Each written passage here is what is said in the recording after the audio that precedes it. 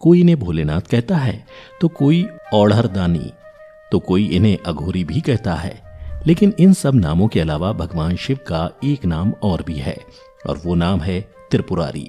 लेकिन मित्रों, बहुत कम लोग ही ये जानते हैं कि देवों के देव महादेव का नाम त्रिपुरारी कैसे पड़ा। लिंग पुराण में वर्णित कथा के अनुसार जब भगवान शिव के बड़े पुत्र कार्तिकेय के हाथों तारकासुर मारा गया, तब उसके पुत्र विधुनमाली, कमलाक्ष, ताड़काक परमपिता ब्रह्मा जी की कठोर तपस्या करने लगे। कुछ सालों बाद ब्रह्मा जी तीनों भाइयों की घोर तपस्या से प्रसन्न होकर उनके सामने प्रकट हुए और बोले, वत्स, मैं तुम तीनों भाइयों की तपस्या से प्रसन्न हूँ, इसलिए मुझसे वर मांगो। ब्रह्मा जी की बातें सुनकर तीनों भाइयों ने सबसे पहले उन्हें प्रणाम किया और फिर बोले, हे प्रभु, यदि आप हम तीनों भाइयों से प्रसन्न हैं तो हमें यह वरदान दीजिए कि तीनों लोगों का कोई भी प्राणी हमारा वध न कर सके और हम अमर हो जाएं। तब ब्रह्मा जी बोले, हे वत्स, इस लोक में जिसने भी जन्म लिया है उसे एक न एक दिन मरना ही है। कोई भी अमर नहीं हो सकता, इसलिए मैं तुम तीनों भाइयों को यह वरदान नहीं दे सकता। कोई दूसरा वरदान मांगो। ब्रह्मा जी की बातें सुनकर तीनों भाई आपस में विचार करने लगे कि ऐसा कौन सा वरदान प्राप्त किया जाए जिससे हमें तीनों लोकों में आसानी से कोई भी न मार सके। फिर कुछ देर बाद तीनों भाइयों ने ब्रह्मा जी से कहा, हे परमपिता, वरदान के रूप में हम लोगों को 3 ऐसे पुर चाहिए जिसमें रहकर हम तीनों भाई हजारों वर्षों तक पृथ्वी पर विचरते रहें, और एक ही बाण से जो तीनों पुरों का नाश करे उसी के द्वारा हमारा भी नाश हो। तीनों दैत्यों के मुख से ऐसी बातें सुनकर ब्रह्मा जी ने कहा, ऐसा ही होगा, और वह अंतर्धान हो गए। इधर ब्रह्मा जी के जाने के बाद मैं दानव ने तपस्या द्वारा तीनों पुरों का निर्माण किया, जिसमें स्वर्ण से बना पुर स्वर्ग में, चांदी का पुर अंतरिक्ष में और लोहमय भूमि पर था। इन सभी पुरों का विस्तार 100 योजन का था। पुरों के बन जाने के बाद स्वर्णमय पुर में तारकाक्ष, रजतमय अर्थात चांदी से बने पुर में कमलाक्ष तथा लोहे से बने पुर में विंदुमाली रहने लगा। उधर बलवान मैं दानव तीनों भाइयों से पूजित हो तीनों पुरों में स्थान बनाकर रहने लगा। ये दैत्य तीनों पुरों में वास करके बलवान और अपराजित हो गए। इसके बाद ये तीनों भाई इंद्र सहित सभी देवताओं को ऐसे जलाने लगे जैसे दावाग्नि वृक्षों को जलाती है, जिससे दुखी होकर देवता गण भगवान विष्णु की शरण में आए और वहां पहुंचकर भगवान विष्णु को सारी बातें बतलाईं। तब भगवान विष्णु विचार करने लगे कि देव कार्य के लिए क्या कार्य करना चाहिए। फिर कुछ क्षण बाद उन्होंने यज्ञमूर्ति भगवान का स्मरण किया और देवताओं से कहा कि यज्ञेश्वर भगवान का स्मरण करो, इससे तीनों पुरों का नाश होगा। फिर भगवान बोले, संपूर्ण प्राणियों को मारकर जलाकर यदि महादेव का पूजन कर दें तो वे पापों का फल नहीं भोगता और निष्पाप हो जाता है। डिवान लिंग की अर्चना करने के कारण ये पापी असुर वध नहीं किए जा रहे हैं। इतना कहकर विष्णु भगवान ने हजारों भूतगणों को उत्पन्न किया। तब विष्णु ने उनसे कहा कि हे भूतों, इन 3 पुरों को जलाकर भस्म कर दो।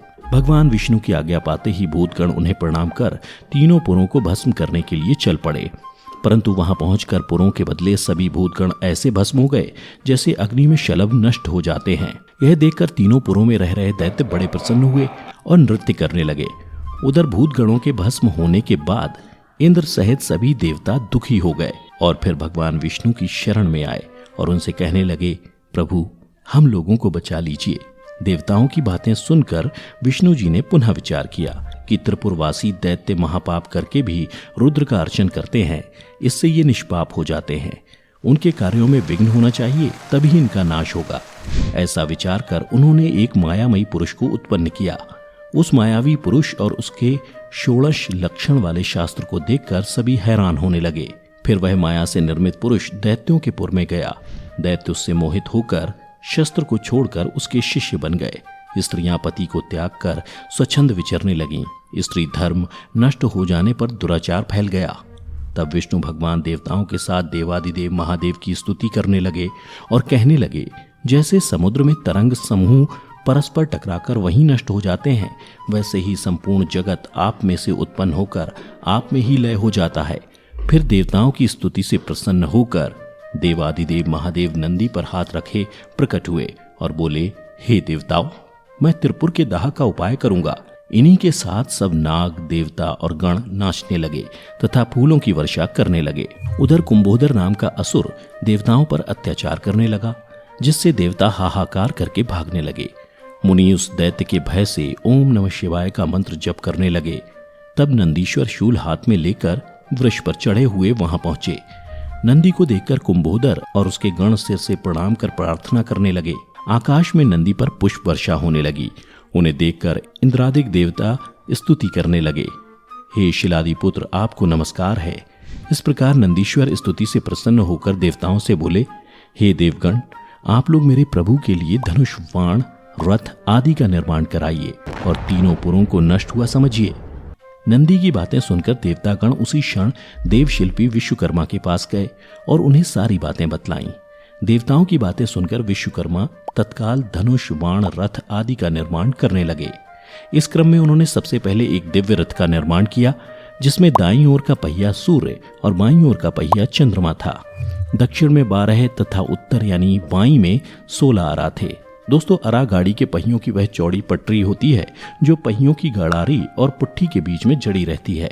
इन अराओं में एक तरफ 12 आदित्य और दूसरी तरफ 16 चंद्रमा की कला थी। सब नक्षत्र बाईं तरफ भूषण थे तथा 6 ऋतु नेमी थे। अस्ताचल और उदयाचल दोनों उसके जुआ थे। सुमेरु उसका अधिष्ठान था। उत्तरायण तथा दक्षिणायन उसके चक्र संगम थे। स्वर्ग तथा मोक्ष दोनों ध्वजा थे। धर्म और विराग दोनों दंड थे। यज्ञ का दंड आश्रय, दक्षिण, संधि, 50, अग्नि उसमें लोहे के स्थान पर थीं। इसके अलावा श्रद्धा गति थी। वेद उस रथ के घोड़े थे। पद भूषण थे। 6 अंग उपभूषण थे। पुराण, मीमांस, धर्मशास्त्र इत्यादि उसके वस्त्र थे। दिशाएं पैर थीं। वह रथ सभी प्रकार के राग और स्वर्ण से भूषित था। चारों समुद्र उसके चारों ओर के कंबल थे। सरस्वती देवी घंटा थीं। विष्णु भगवान वाण थे। सोम शल्य थे। इस प्रकार दिव्य रथ और धनुष को तैयार करके ब्रह्मा को सारथी बनाया गया। उसके बाद उस दिव्य रथ पर पृथ्वी और आकाश को कपाते हुए शंकर भगवान विराजमान हुए। फिर विनायक बालक के रूप में प्रकट हुए। देवताओं ने उनका पूजन किया।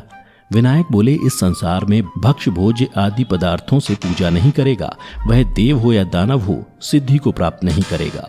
ऐसा सुनकर इंद्रादिक सभी देवताओं ने विनायक भगवान का पूजन किया। फिर गणेश्वर तथा नंदी आदि भगवान शंकर के पीछे चले। भगवान शंकर आगे आगे शस्त्र आदि लेकर चले। वह जगत के हित के लिए त्रिपुर दहन को नंदी पर सवार हुए। शिवजी पर फूलों की वर्षा होने लगी। देवता जय जयकार करने लगे। उधर जब भगवान शंकर उस दिव्य रथ के साथ तीनों पुरों के मध्य में पहुंचे तो महादेव के धनुष तानने पर तीनों पुर एक साथ इकट्ठे हो गए। यह देख देवताओं को बड़ा हर्ष हुआ और वह एक बार फिर भगवान शंकर की जय जयकार करने लगे। फिर कुछ देर बाद तब ब्रह्मा जी बोले, हे देव, इस समय पुष्य योग है, आप लीला त्याग दीजिए और इसी पुष्य योग में तीनों पुरों को जलाकर भस्म कर दीजिए।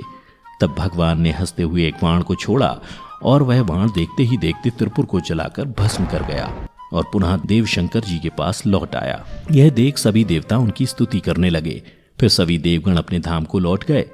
और मित्रों, आपको बता दूं कि त्रिपुर अर्थात तीनों पुरों को जलाकर भस्म कर देने के बाद से देवादिदेव महादेव त्रिपुरारी के नाम से भी जाने जाने लगे। तो दोस्तों, उम्मीद करता हूँ आपको भगवान शंकर से जुड़ी ये कथा पसंद आई होगी। अगर पसंद आई हो तो इसे ज़्यादा से ज़्यादा लाइक और शेयर करें। साथ ही कोई सुझाव या शिकायत हो तो वो भी नीचे कमेंट में अवश्य बताएं। आज की वीडियो में फिलहाल इतना ही। अब हमें इजाज़त दें। आपका बहुत बहुत शुक्रिया।